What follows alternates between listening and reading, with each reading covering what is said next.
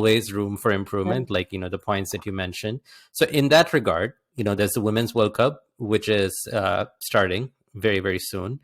Now, the Indian team has made a lot of strides in recent years, due to the players that we mentioned.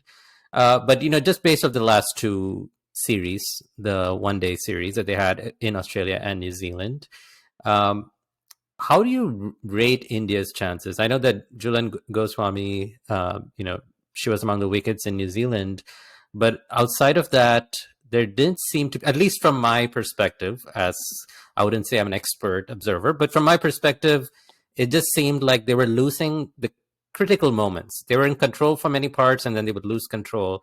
So what do you make of this Indian team? Though we've kind of lost the series, I'm not overly concerned because, like you rightly said, there were many phases where we were in control. And I think it's probably the fielding which has let us down, or a little bit of loose bowling that has let us down.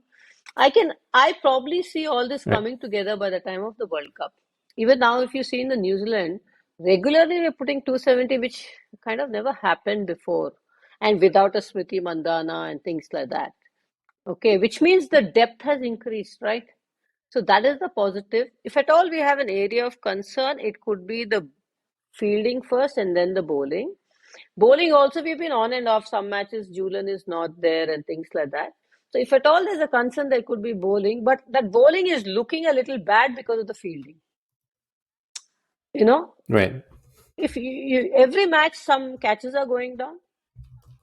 Now you kind of take those catches and then they see in that context where we will be. So I'm not overly, concerned. But there are a lot of positives from this New Zealand series, like Meghna.